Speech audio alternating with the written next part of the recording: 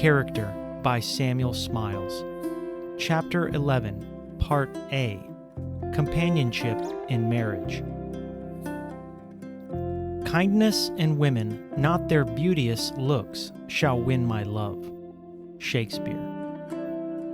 In the husband, wisdom; in the wife, gentleness. George Herbert. If God had designed woman as man's master, he would have taken her from his head. If as his slave, he would have taken her from his feet. But as he designed her for his companion and equal, he took her from his side. St. Augustine. De Civitate Dei. Who can find a virtuous woman? For her price is far above rubies. Her husband is known in the gates, and he sitteth among the elders of the land. Strength and honor are her clothing, and she shall rejoice in time to come. She openeth her mouth with wisdom, and in her tongue is the law of kindness. She looketh well to the ways of her husband, and eateth not the bread of idleness. Her children arise up, and call her blessed, her husband also, and he praiseth her. Proverbs of Solomon. The character of men, as of women, is powerfully influenced by their companionship in all the stages of life. We have already spoken of the influence of the mother in forming the character of her children. She makes the moral atmosphere in which they live, and by which their minds and souls are nourished, as their bodies are by the physical atmosphere they breathe. And while woman is the natural cherisher of infancy and the instructor of childhood, she is also the guide and counselor of youth, and the confidant and companion of manhood, in her various relations of mother, sister, lover, and wife. In short, the influence of woman more or less affects, for good or for evil, the entire destinies of man. The respective social functions and duties of men and women are clearly defined by nature. God created man and woman, each to do their proper work, each to fill their proper sphere. Neither can occupy the position nor perform the functions of the other. Their several vocations are perfectly distinct. Woman exists on her own account as man does on his, at the same time that each has intimate relations with the other. Humanity needs both for the purposes of the race, and in every consideration of social progress, both must necessarily be included. Though companions and equals, yet, as regards the measure of their powers, they are unequal. Man is stronger, more muscular, and of rougher fiber.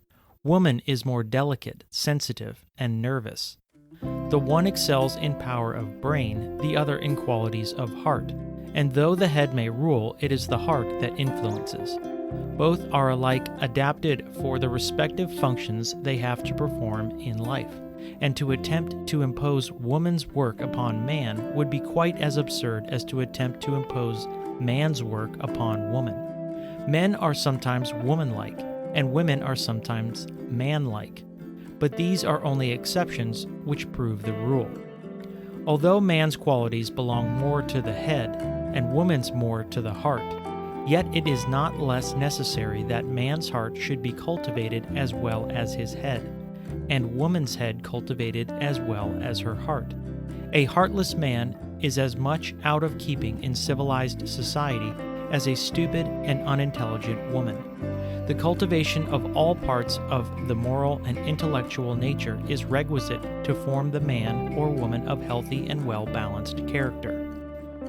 Without sympathy or consideration for others, man were a poor, stunted, sordid, selfish being.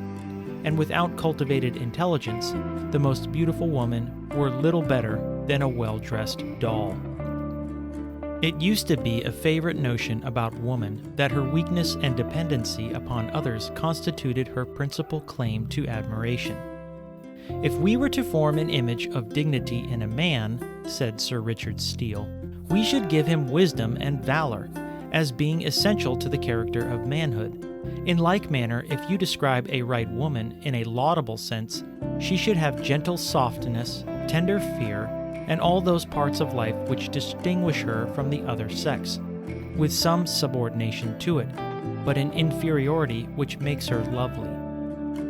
Thus, her weakness was to be cultivated rather than her strength, her folly rather than her wisdom. She was to be a weak, fearful, tearful, characterless, inferior creature, with just sense enough to understand the soft nothings addressed to her by the superior sex. She was to be educated as an ornamental appanage of man, rather as an independent intelligence, or as a wife, mother, companion, or friend. Pope, in one of his moral essays, asserts that most women have no characters at all, and again he says, "Ladies, like variegated tulips, show, 'tis to their changes half their charms we owe, fine by defect and delicately weak." This satire characteristically occurs in the poet's epistle to Martha Blunt, the housekeeper who so tyrannically ruled him, and in the same verses he spitefully girds at Lady Mary Wortley Montagu, at whose feet he had thrown himself as a lover and been contemptuously rejected. But Pope was no judge of women, nor was he even a very wise or tolerant judge of men. It is still too much the practice to cultivate the weakness of woman rather than her strength, and to render her attractive rather than self-reliant. Her sensibilities are developed at the expense of her health of body as well as of mind. She lives, moves, and has her being in the sympathy of others. She dresses that she may attract, and is burdened with accomplishments that she may be chosen. Weak, trembling, and dependent, she incurs the risk of becoming a living embodiment of the Italian proverb, "So good that she is good for nothing." On the other hand, the education of young men too often errs on the side of selfishness. While the boy is incited to trust mainly to his own efforts in pushing his way in the world, the girl is encouraged to rely almost entirely upon others. He is educated with too exclusive reference to himself, and she is educated with too exclusive reference to him. He is taught to be self-reliant and self-dependent, while she is taught to be distrustful of herself, dependent, and self-sacrificing in all things. Thus, the intellect of the one is cultivated at the expense of the affections, and the affections of the other at the expense of the intellect. It is unquestionable that the highest qualities of woman are displayed in her relationship to others, through the medium of her affections. She is the nurse whom nature has given to all humankind. She takes charge of the helpless, and nourishes and cherishes those we love.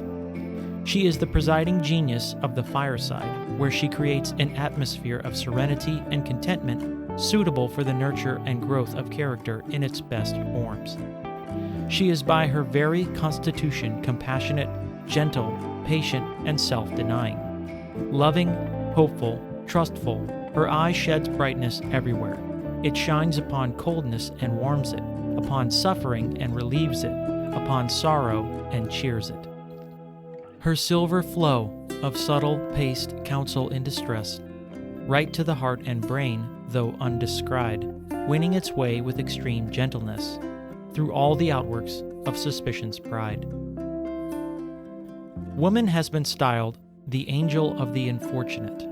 She is ready to help the weak, to raise the fallen, to comfort the suffering. It was characteristic of woman that she should have been the first to build and endow a hospital. It has been said that wherever a human being is in suffering, his sighs call a woman to his side. When Mungo Park, lonely, friendless, and famished, after being driven forth from an African village by the men, was preparing to spend the night under a tree, exposed to the rain and the wild beasts which there abounded, a poor Negro woman, returning from the labors of the field, took compassion upon him, conducted him into her hut, and there gave him food, succor, and shelter.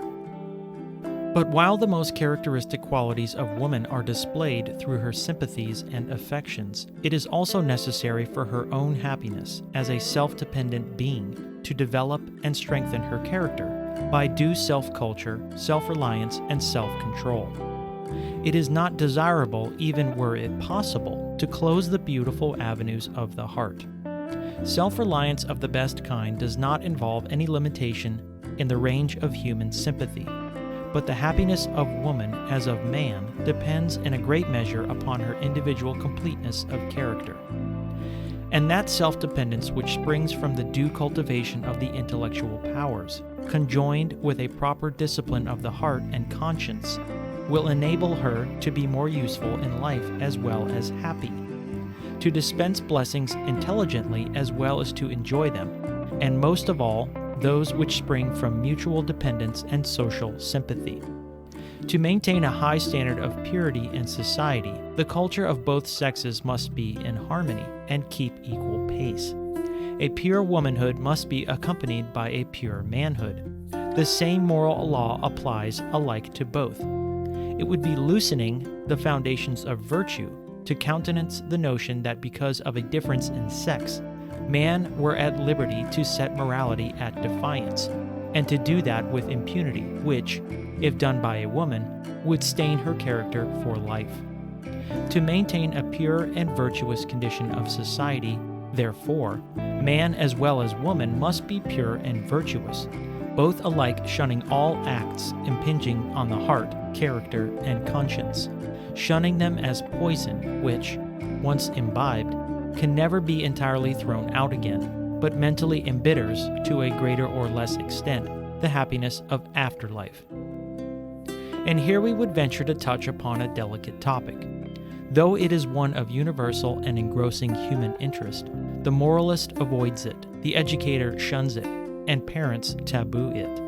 It is almost considered indelicate to refer to love as between the sexes, and young persons are left to gather their only notions of it from the impossible love stories that fill the shelves of circulating libraries.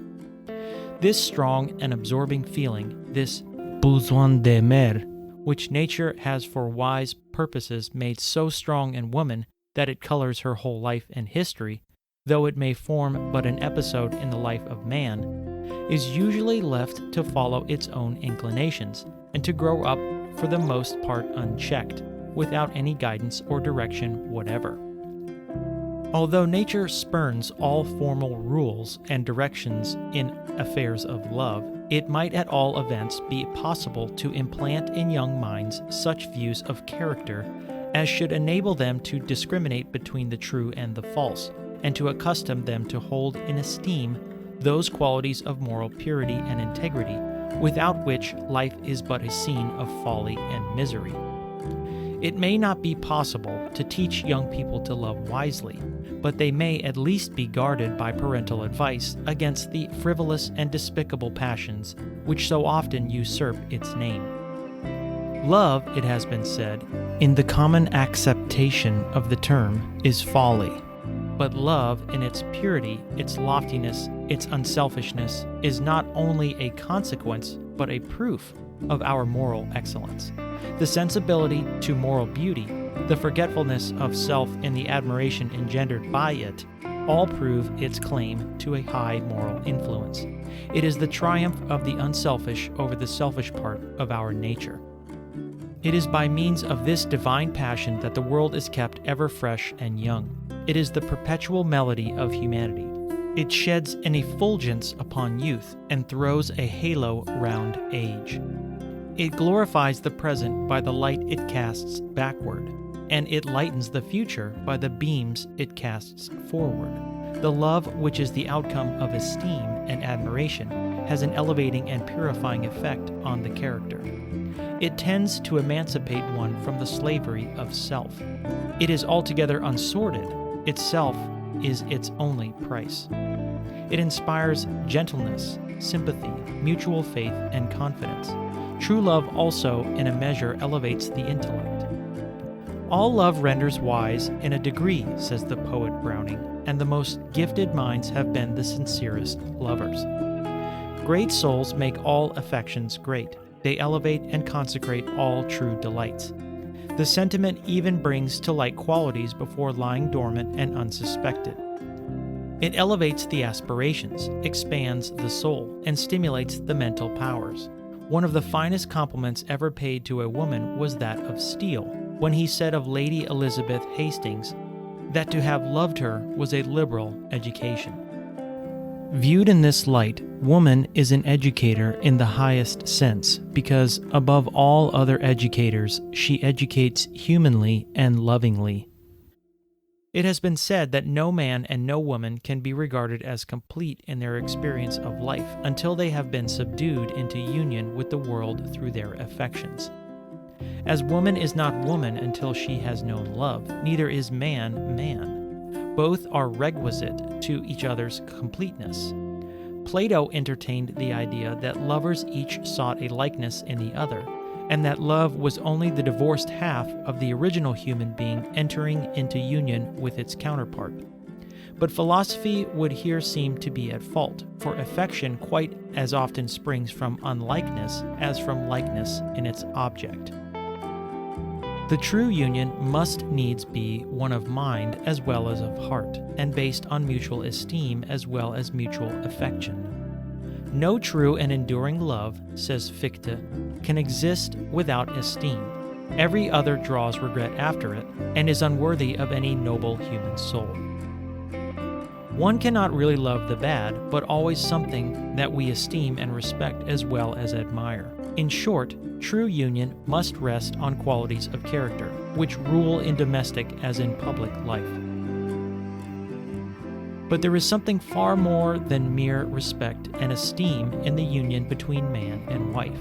The feeling on which it rests is far deeper and tenderer, such, indeed, as never exists between men or between women.